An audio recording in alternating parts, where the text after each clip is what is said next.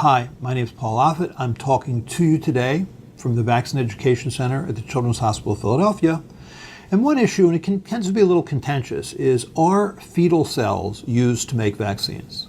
The answer is yes. There were two elective abortions that were performed in the early 1960s, one in Sweden, one in England.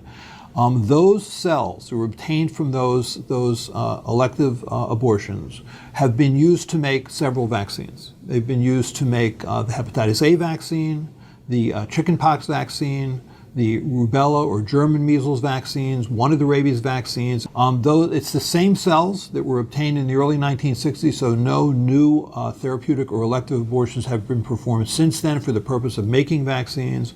But the answer to the question, is there residual or very small quantities of trace DNA from those original abortions in the vaccines that I just mentioned? The answer is yes. Now, the Catholic Church, through the Pontifical Academy of Life, have weighed in on this issue because obviously for the Catholic Church, abortion is a sin worthy of excommunication, a sin that causes one to lose, frankly, the ability to participate in the sacraments of the Church or Catholic life. So I think Catholics have reasonably asked the question, can we get these vaccines? And the Pontifical Academy of Life, at the time headed by Joseph Ratzinger, who became Pope Benedict XVI, has ruled that yes, it is okay to get. In fact, it's important to get these vaccines because vaccines save lives. Vaccines prevent suffering. Vaccines prevent hospitalization and occasionally death. And the Catholic Church, like any major religion, cares deeply about the health and well-being of children.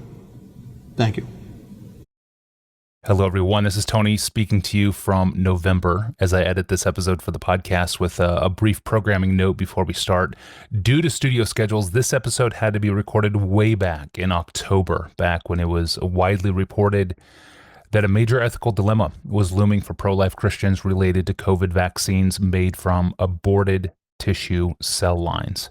But as the weeks passed, however, vaccines rose to the forefront that do not pose this ethical dilemma, particularly those from Pfizer and Moderna.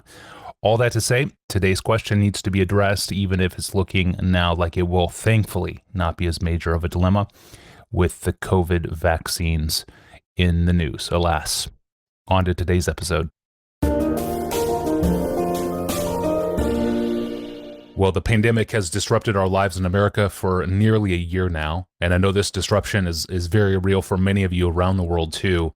As we record this, vaccinations are on the minds as an important step really in ending the pandemic and returning to some sense of normalcy. But with it arrive many emails about the ethics of vaccines, questions from listeners like Callum, Benjamin, Anna, Heather, Megan, Michelle, Krista, Tanisha, Matt, Carolyn, Candace, Daniel, James, and Franco, just to name a very few.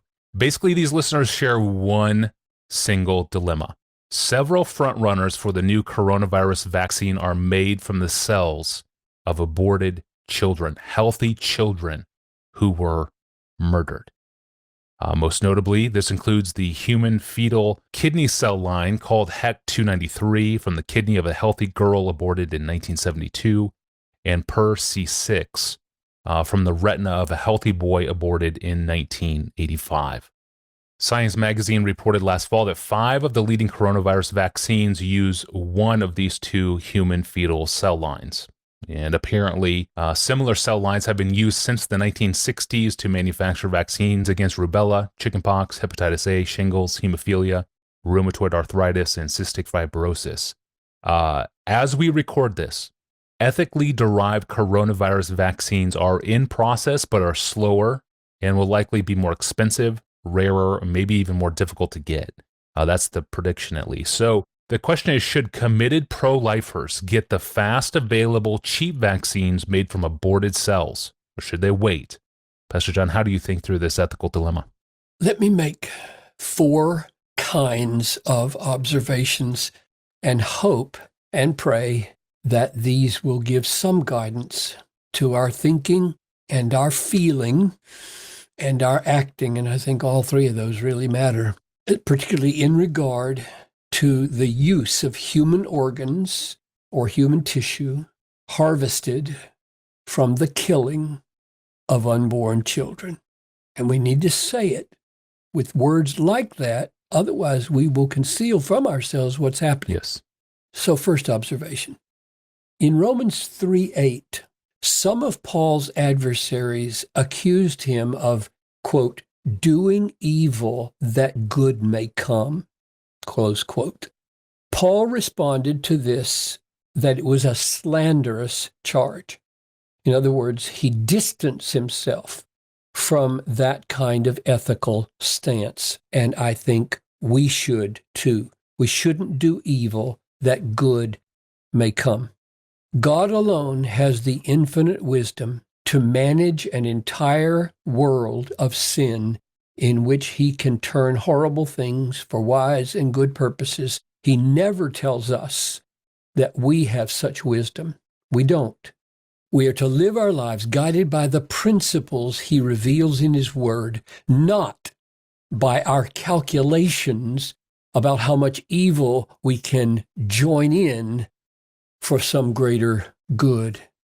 So if we really believe that the killing of unborn children is abhorrent to God and falls into the category of the shedding of innocent blood for which God's judgment fell, we should not think of turning this wickedness into a wonder drug to save our lives.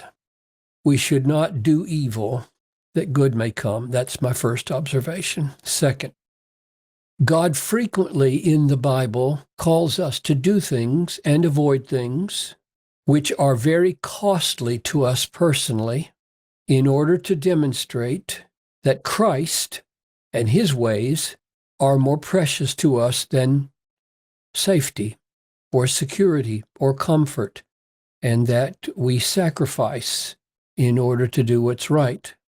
When we are told not to return evil for evil, or that we should love our enemies, or turn the other cheek, or go the extra mile, or do good to those who hate us, all of those kinds of commands are designed to show that we are not in bondage to this world, and that the deepest contentment of our lives does not flow from needing to avoid risk or show vengeance.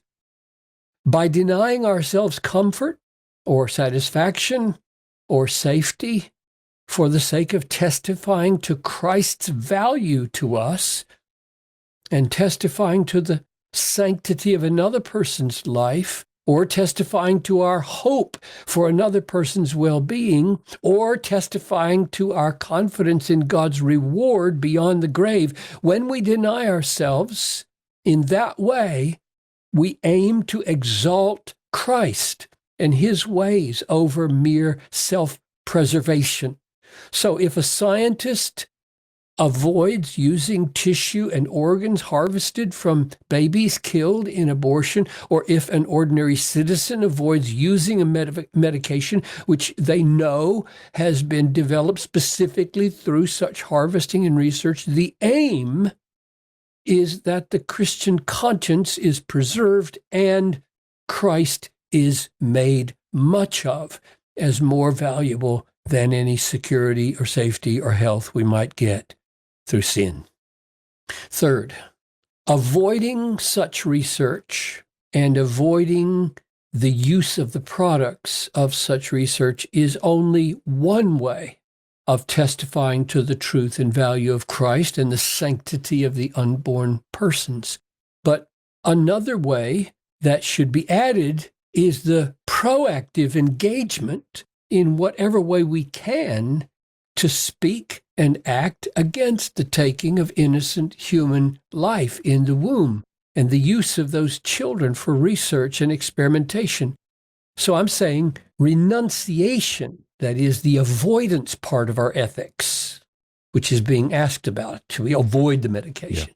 Yeah. The renunciation of the use of such drugs has value. Yes, it does. And supplementing that value should also be the proactive engagement of resisting and discouraging abortion and the use of aborted babies in research. And the final observation, the fourth one that I would make, is the one that's most difficult to articulate, but may be the most important.